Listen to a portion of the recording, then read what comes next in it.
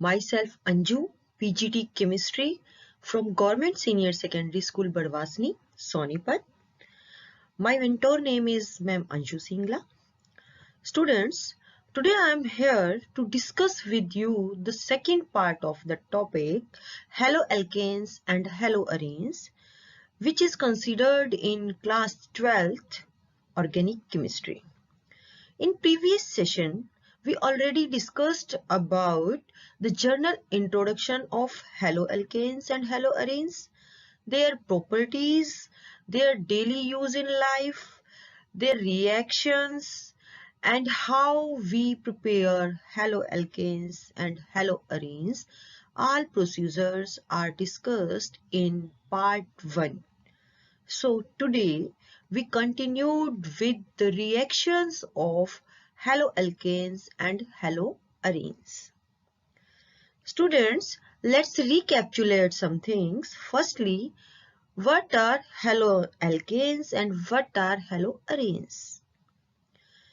Haloalkanes are the alkanes containing halogens, and haloarenes are the arenes containing halogen. So, we continued with the reactions of haloalkanes and haloarenes. And these are nucleophilic substitution, elimination reactions, and reactions with metals. About the nucleophilic substitution reactions. In nucleophilic substitution reactions, as you say in the slide, in this type of reactions, a nucleophile react with a haloalkanes, which described as a substrate, having a partial positive charge on the carbon atom bonded to a halogen. As you see here, here is a nucleophile react with a haloalkanes, halogen containing alkane, in which alkane have partial positive and halogen having negative charge is bonded on the carbon atom to a halogen. A substitution reaction takes place and halogen is called the leaving group, departs as a halide ion. Since the substitution reaction is initiated by a nucleophile, so it is called a nucleophilic substitution reaction. It is one of the most useful class of organic reactions in halides in which a halogen product is formed by the reaction of haloalkane with some nucleophile as you shown in slide. Here the things we required or we get is a nucleophile, a substrate and a leaving group which is a halogen. Types of nucleophilic substitution. Further, nucleophilic substitution reactions are also divided into two types. First is substitution nucleophilic bimolecular, called as SN2 reactions, described as SN2 reactions. Second is substitution nucleophilic unimolecular, described as SN1 reactions. Before understanding the types of nucleophilic substitution reactions, let's recall about nucleophile. The first question arises in your mind is, what is a nucleophile? A nucleophile is a nucleus-loving species. The species which liking positive charge. Greater the electron negativity of halogen attract the share pair of electron, so it becomes slightly negative. The bond is non-polar. They are electron pair donors, possess at least one lone pair of electron, are attracted to the slightly positive electron deficient species, slightly positive carbon, and the example is water is a poor nucleophile. Water is the example of a poor nucleophile here. So now about the nucleophile we continued with the substitution nucleophilic bimolecular reactions. SN2 substitution nucleophilic bimolecular reactions. These are known as second order kinetics followers. This type of reactions occur in one step through the formation of a transition state, as you shown in the picture. Here we see that this is known as bimolecular reactions. It is depicted as a bimolecular nucleophilic displacement reaction. In these reactions, the incoming nucleophile interact with alkyl halide, causing the carbon halide bond to break, while the formation of a new carbon or nucleophile bond is there. These two processes take place simultaneously, as you see in the transition state. The process of formation of bond and breakage of bond take place simultaneously in this transition state. This is known as two-step process take place simultaneously in a single step, and no intermediate is formed here. As the reaction progresses and the bond between the nucleophile and the carbon atom starts forming, the bond between carbon atom and leaving group weakens. As this happens, the configuration of carbon atom under attack invert in much the same way as you see umbrella is turned inside out. This process is known as inversion of configuration, and the process is known as Walden inversion.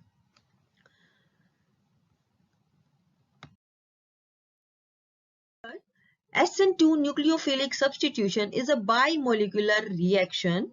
Nucleophile combined with alkyl halide to form a pentacoordinate transition state, and the slowest step is the rate determining step. Here entitles two species, alkyl halide and nucleophile. So the rate of reaction is depend on both of the substrate. The alkyl halide and the nucleophile both are on both rate of reaction is depend. SN2 reactions basically follow a concerted mechanism. Now the question arises is, what is a concerted mechanism? Concerted mechanism is a mechanism which happens in just one step. One step process it is, so it is known as concerted mechanism. If it is a two-step process, then we never called it the concerted mechanism. Here a transition state is formed in which formation of one bond and broken of one bond takes place simultaneously. In SN2 substitution reactions, we use polar aprotic solvents, and the example of polar aprotic solvent is acetone. Why aprotic? Because I don't want liberation of hydrogen ions. It don't donate hydrogen ions. So alkyl halide react with a polar aprotic solvent. Nucleophile attack from back side, not come from front side, because in front side it will face so many repulsions from X electron negative atoms. And what is X here? X is a halide ion here, halogen here. So nucleophilic attack from back side and form a transition state. We obtain a nucleophile with alkyl group as a product. We get an inverted product here. The inversion of configuration is known as Walden inversion, accompanied by inversion of configuration. Reactivity of alkyl halides in SN2 reactions. The reactivity depends upon steric hindrance, and the meaning of steric hindrance is bheed ho jana. The reactivity which is depend upon steric hindrance caused by the alkyl group attached to or near to the carbon atom to which halogen is attached. More the steric hindrance in alkyl halides, lesser will be the reactivity. You see here, I take here methyl, primary, secondary and tertiary groups. In tertiary group, there is 3 alkyl groups are attached. And 3 alkyl groups here don't allow any nucleophile to react on them or attack on that carbon atom because of the steric hindrance created by these alkyl groups, these larger bulkier groups. So the reactivity depends upon steric hindrance, shows that on tertiary halogens this is impossible, this is very tough of a nucleophile to attack on that carbon containing tertiary groups. In secondary halogens, there is only 2 alkyl groups are there. So this is less steric hindrance there experienced by a nucleophile as compared to tertiary. And in case of primary, this is very low. And in case of methyl, there is no steric hindrance. So the reactivity is, methyl is more reactive, fastly reactive than primary, then secondary and then tertiary. So the reactivity depends upon steric hindrance. Steric hindrance hindered the attack of nucleophile on the carbon atom. Now, I think SN2 bimolecular reactions are clear to you. Let's continue with SN1 reactions. SN1 reactions are substitution nucleophilic unimolecular reactions. As the name indicates, SN1, here the rate of reaction depends only on the alkyl halide, not on the nucleophile. So the rate of reaction is depend only on one species. So it is called the first order. They follow the first order kinetics. Here in the picture you see that this is a two-step mechanism. In first step, nucleophile detach itself from the substrate and give us a stable carbocation. And in second step, then the carbocation is attacked by a nucleophile, and this is step 2 and we get our product. This is a two-step process. One step is slow step and second step is fast step. As all of you know that the slow step is always rate determining. And here the positive point is that we form a carbocation here, which is very stability. Now, substitution nucleophilic unimolecular reactions. Firstly, the rate depend upon concentration of only alkyl halide, not on the nucleophile. Only one species, this is alkyl halide. Rate, alkyl halide, rate of reaction is 1. So, they follow first order kinetics because the order here is only 1. So, it is known as unimolecular. They carried out in polar protic solvents, and the polar protic solvents are water, alcohol and acetic acids. First order kinetics they follow, we already discussed. They occur in two steps. In first step, carbocation is formed, and in second step, carbocation is attacked by a nucleophile to complete the substitution. Reactivity in SN1 reactions. Greater the stability of carbocation, greater will be its ease of formation from alkyl halides, and faster will be the rate of reaction. In case of alkyl halides, tertiary alkyl halides undergo SN1 reaction very fast because of the high stability of tertiary carbocation. So the order of reactivity is tertiary halides are more reactive than secondary halides and the primary halides. So you notice here the reactivity in case of SN2 and in case of SN1. These are opposite. In SN2 the reactivity of primary halide is more, and in SN1 the reactivity of tertiary halide is more. The factors affecting SN1 reactions. The first factor is the type of carbocation. Stable the carbocation formed, faster is the SN1 reactions. The stability order is tertiary, secondary, primary and methyl group. Alkyl groups are electron donating, so tertiary carbocation is most reactive to SN1 reactions. Second is type of nucleophile. Rate by which the reaction is happening. The speed of reaction. Rate does not depend upon nucleophilic concentration as shown in rate reaction. So I can take a poor or strong nucleophile.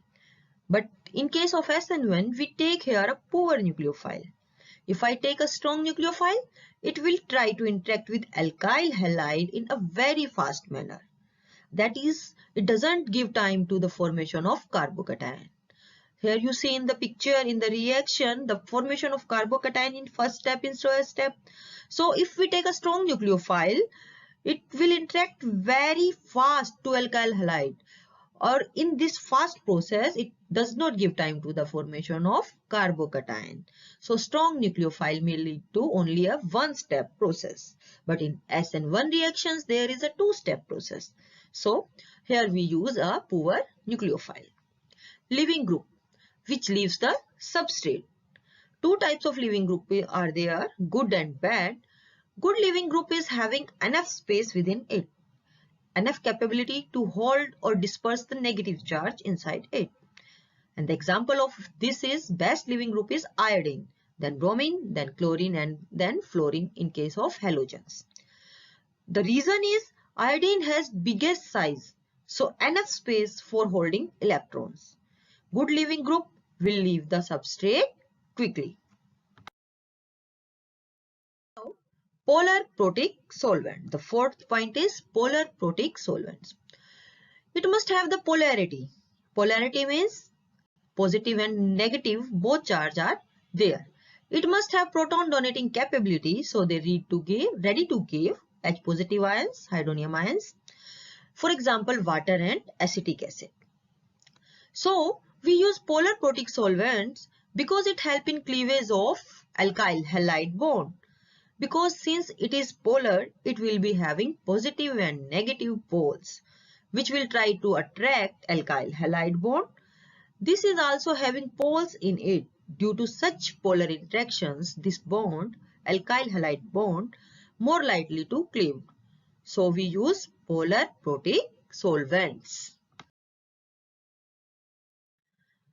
Rate of reactions depend upon slow step. The question arises in your mind is that why always rate of reaction depend on slowest step? Why slow step is rate determining? So the answer is there, the answer of your query is there, because fast step is so much fast. We can't find out the concentration of all species involved in reaction.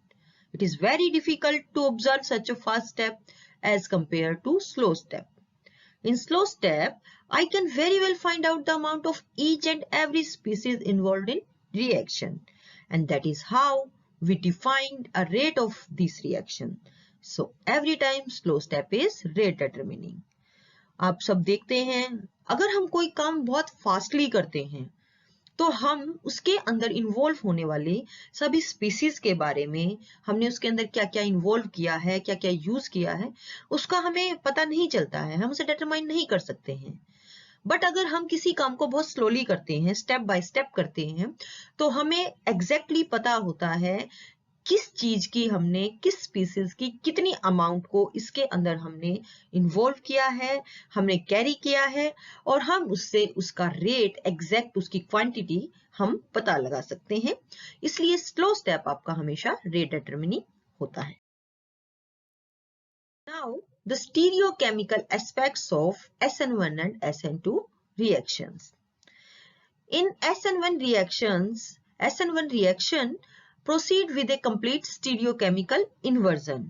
I give you the example of inverted umbrella here. While a SN2 reaction proceed with the racemization. So firstly discuss about SN1 or SN2 reactions. Firstly we know about the stereochemistry. What is stereochemistry? Stereochemistry is a branch of chemistry which involves the study of relative spatial arrangements of atoms that form the structure of molecules and their manipulations. Plane polarized light. You see in this picture, the plane polarized light consists of waves. in which the direction of vibration is the same for all waves. Light may be polarized by reflection or by passing it through filters, such as certain crystals like this nickel prism that transmit vibration in one plane, not in other planes. This is known as plane polarized light. Certain compounds rotate the plane polarized light which is passed through a nickel prism, a ordinary nickel prism. When it is passed through their solution, such compounds are called optically active compounds. The angle by which the plane polarized light is rotated is measured by an instrument called polarimeter. If the compound rotates the plane polarized light to right direction in clockwise direction, it is called as dextrorotatory, and we define it as D form. It is indicating by places positive sign before the degree of rotation. And if the light rotates towards anti-clockwise in left direction, it is known as levorotatory, and we define it as L, and which sign is possessed is negative sign. Now, optical activity. The substance which can rotate the plane polarized light is called optically active substance, and the property of the substance to rotate the plane polarized light is called optical activity, and the phenomenon is called optical isomerism. Two types of optical activities are there. First is levorotatory, second is dextrorotatory, as I discussed before. A substance which rotates the plane polarized light towards the left side is known as, in anti-clockwise direction, is known as levorotatory, and we define it from negative sign. Dextrorotatory, a substance which rotates the plane polarized light towards right direction in clockwise direction, is known as dextrorotatory, and we assign it positive sign. Optical rotation and specific rotations. Firstly, the optical rotation is the angle through which plane polarization is rotated either towards left or towards right is called optical rotation, either in clockwise direction or in anti-clockwise direction. Next is specific rotation. It is defined as the number of degree of rotation observed when the concentration of optically active substance is 1 gram per centimeter cube and the length of polarimeter tube is 1 dm for sodium vapor lamp at 25 degrees centigrade. Next is our chiral carbons. A carbon which is attached to 4 different groups is called a chiral carbon or asymmetric carbon. Chiral objects which are non-superimposable on their mirror images are called chirals, and the property of non-superimposability is called chirality. Achiral objects which are superimposable on their mirror images are called achiral. Students, these are the small definitions which come in exam in 1 marks for board exams, and 2 or 3 marks also, with differences are there. The differences between chiral and achiral. What are chiral carbons? What are achiral carbons? What is optical rotation and specific rotation? These are the small questions which are always present in the question paper of board 12th class. Next is our enantiomers and diastereomers. Enantiomers, the optical isomerism which are non-superimposable mirror images of each other, are called enantiomers, and the phenomenon is known as enantiomerism. These have identical physical and chemical properties but rotate the plane polarized light in opposite direction to equal extent. Diastereomers, the stereomers which are not mirror images of each other, are called diastereomers. So here the question arises, differentiate between enantiomers and diastereomers, and this is a 3 marks question, always arise in the 12th class board exam. Next is racemic mixture, retention, inversion and racemization. Firstly, the racemic mixture. An equimolar mixture of a pair of enantiomers is called racemic mixture or racemic modifications.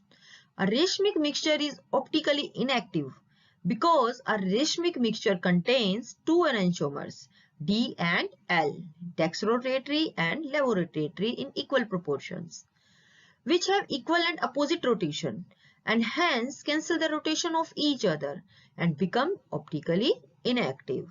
These are defined as racemic mixtures. Next is retention. Retention of configuration is the preservation of spatial arrangements of bonds at an asymmetric center during a chemical reaction. Inversion. Inversion of configuration is the inversion of spatial arrangement of bonds to an asymmetric center during a chemical reaction. Next is racemization. The process in which both retention and inversion of configuration take place simultaneously during the reaction is known as racemization. The product is optically inactive as one isomer will rotate plane polarized light in equal and opposite direction to the other isomer. Hence, the rotation of each other is there. Now, we continue with the second type of reactions. These are known as elimination reactions. Elimination reactions are the reaction where starting material loses the element of a small molecule such as hydrochloric acid or water or dichlorine during the course of reaction to form the product. Here we only discuss about the beta elimination. Beta elimination means the elimination here is we discussed on beta carbon atom, not on the alpha carbon atom. So the elimination reactions held on the beta carbon is known as beta elimination reaction. When a haloalkane with a beta hydrogen atom is heated with alcoholic solution of potassium hydroxide, there is an elimination of hydrogen atom from beta carbon and a halogen atom from the alpha carbon atom. As a result, an alkene is formed. As you see here, an alkene is formed as a product. Since beta hydrogen atom is involved in elimination, it is called as beta elimination reaction. Here is the possibility of formation of more than one alkanes due to availability of more than one alpha hydrogen atom. Usually here the alkene formed is the major product. So these are known as the beta elimination reactions. Next is reactions with metal. Most organic chlorides, bromides and iodides react with certain metals to give compounds containing carbon metal bond. Such compounds are known as organometallic compounds. An important class of these organometallic compounds discovered by Victor Grignard. Victor Grignard, a scientist who discovered, we know about Grignard reagent. We discussed, we did reactions of Grignard reagent which are given by Victor Grignard. The reagents are obtained by the reaction of haloalkanes with magnesium metal in dry ether gives us Grignard reagent.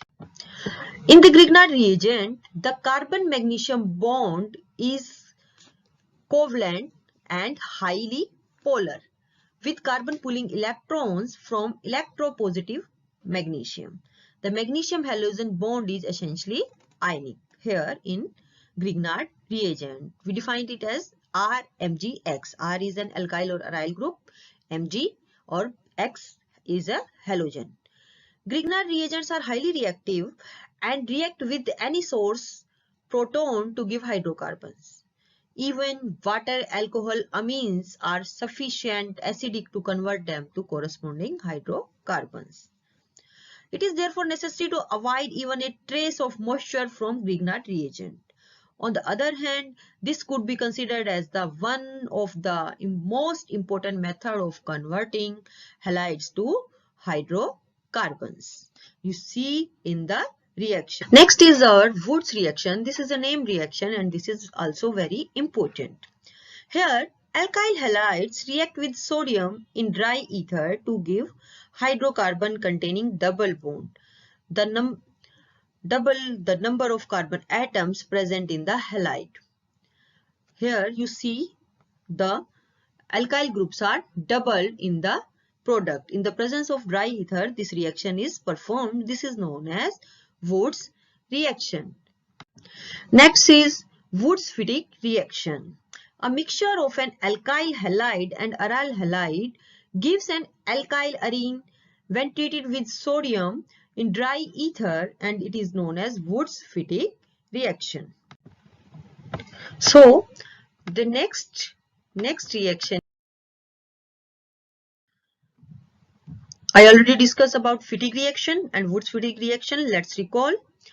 Fittig reactions are the reaction in which aryl halide also give analogous compound when treated with the sodium in dry ether, and this is known as biphenyls. In Wurtz-Fittig reaction, a mixture of alkyl or aryl halide gives an alkyl arenes when they react with sodium in the presence of ether. And another named reaction is Ullmann reaction, in which a benzene iodide is heated with the presence of copper powder and give us biphenyl. These are the named reaction and these are very important for the purpose of exam. They come in the form of conversions. They come in the form of named reaction in 3 marks as well as in 5 marks questions. Is our electrophilic substitution reactions. Haloarenes undergoes the usual electrophilic reactions of benzene ring such as halogenation, nitration and sulfonation you see in the diagrams, and Friedel-Crafts reactions in which alkylation and acylation both are included. Halogen atoms, beside being slightly deactivated, is ortho-para directing. Ortho-para positions are substituted here. Therefore, further substitution occurs at ortho and para position, not on meta position. The ortho-para directing influence of halogen atom can be easily understood if we consider the resonating structure of halobenzenes. In their resonating structures, we see that the electron-rich positions are only ortho and para positions. In resonating structures, we see that. So, in electrophilic substitution, the substitution is take place on ortho and para position. First reaction is here halogenation, in which a chlorobenzene react with dichlorine in the presence of anhydrous aluminium trichloride and give us a product dichlorobenzene. So the product is minor and major. Minor product is ortho-directing and major product is para-directing. In the next step, nitration. Chlorobenzene react with HNO3 or H2SO4, sulfuric acid or nitric acid in concentrated form, and they give us the product chloronitrobenzene. And here is also two products, one is ortho-directing, second is para-directing, and para-directing is the major product. Next is sulfonation. Here the chlorobenzene react with sulfuric acid, concentrated sulfuric acid and heated. So two products are formed, one is ortho-directing, another is para-directing. And the major product is para-directing, which is chlorobenzene sulfonic acid. So these are the three reactions: halogenation, nitration and sulfonation. Now we continue with the free. Today we discussed about the reaction of haloalkanes and haloarenes. First is nucleophilic substitution reaction, in which we discuss about SN1 and SN2 reactions. And the question arises here is, write the difference between SN1 and SN2 reaction. Second, why slow step is rate determining. And the third question is, where is inversion and where is retention of configuration is there. These questions arise in the board exam in 5 marks. Every year we see this question, and this is very important topic of this chapter, SN1 and SN2 reactions. Second is elimination reactions we discussed here. We discussed beta elimination reactions, halogenations, nitration, sulfonation. In electrophilic substitution we discuss. And in reaction with metals, we discuss about Grignard reagent and who give Grignard reagent and reaction of different metals here. And we discuss stereochemistry of reactions also. Hope so आप सबको समझ में आया होगा. आप सभी पूरे chapter को दोबारा से रीड करेंगे और इससे रिलेटेड क्वेश्चंस को नेक्स्ट सेशन में हम डिस्कस करेंगे if any questions are arises there. So for now the class is over. Thank you.